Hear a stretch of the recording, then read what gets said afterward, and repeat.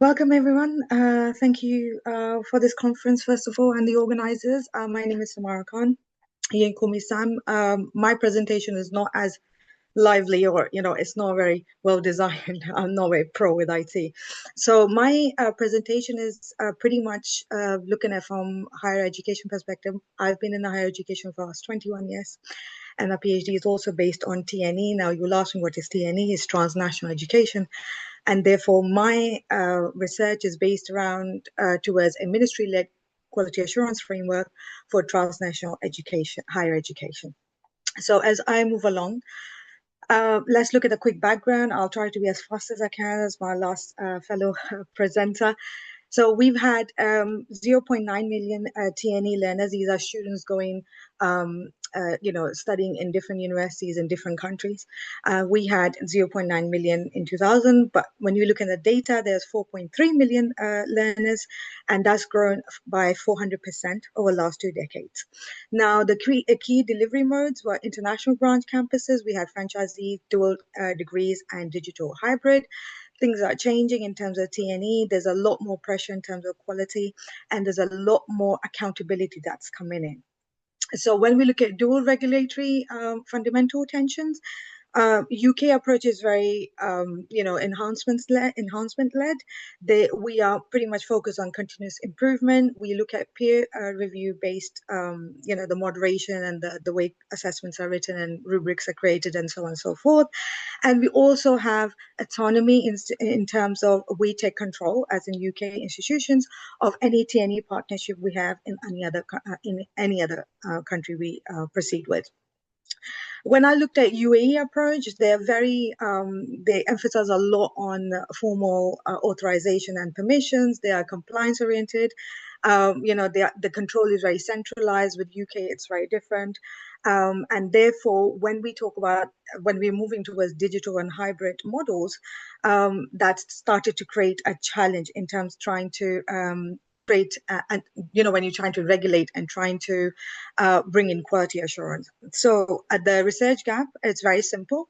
We're trying to look at, there are fragmented oversight across multiple agencies without coherent coordination. You will think there's coordination, but there's not, ladies and gentlemen. I'll talk about that in a minute.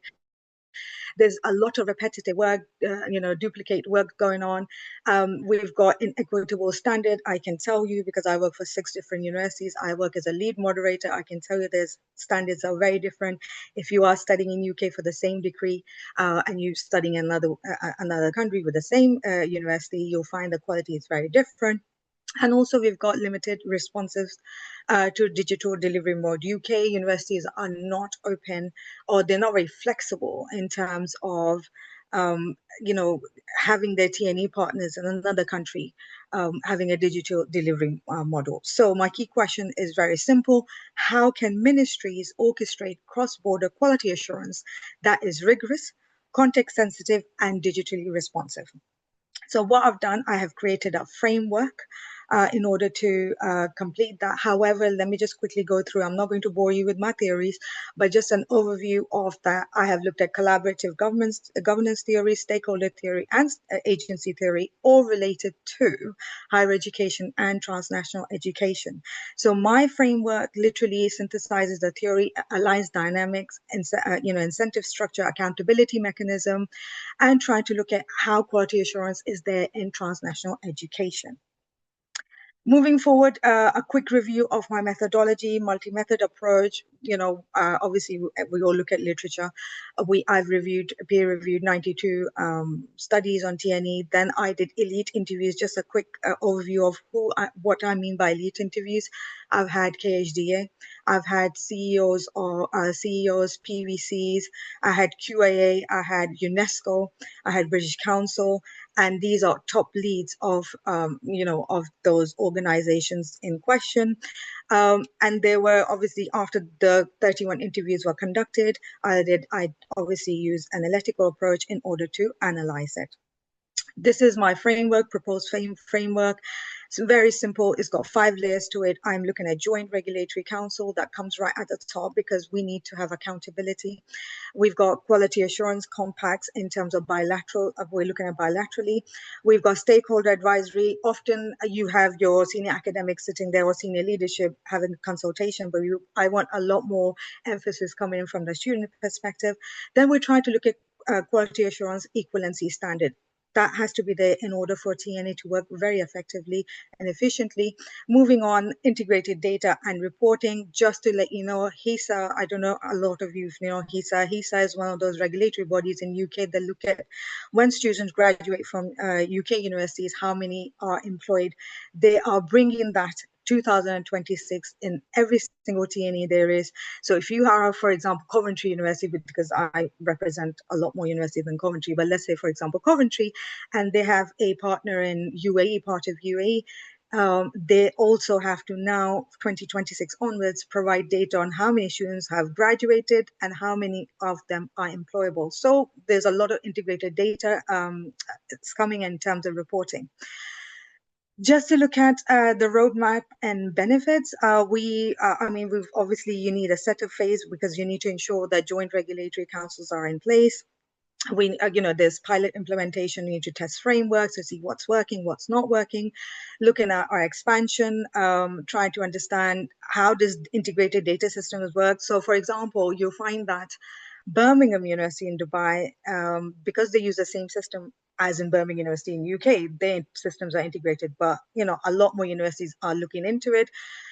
Because that's the roadmap. And looking at the evaluation, we have to assess the outcomes in thinking, okay, if a student was to graduate from another part of the world with the same degree, what is the outcome? What do they bring to society? Are they knowledgeable workers? Are they able to blend in with the digital transformation and so on and so forth? So these are anticipated benefits just listed at the bottom, just to let you know.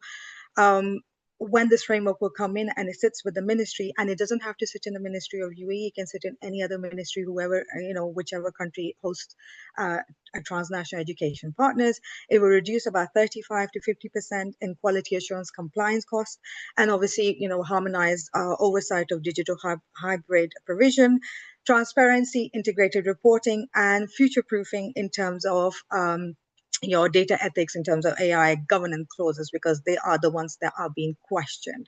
Future direction, obviously there's theoretical contribution, that's my models, that's going into theory. Policy implication, as I said, the framework will sit with them at the ministerial level, so hence it will create a different outlook for the ministry, and also trying to bring in more joint ownership and most likely a lot more dual degree awarding powers. But the question is very clear in terms of accountability and also for digital, in terms of digital provision. Next step forward, we've got south to south TNE corridors. That is, we're looking at global south TNE partnerships. Obviously, there will be longitudinal study on this because mine's been going on for some time. And obviously, we will have AI integrated audits, which is very important in higher education at the moment. These are my contact details. By all means, if you find me on LinkedIn, you will. If you've got any discussion or any questions, by all means, ask me. I don't think I could have gone faster than this. Thank you very much.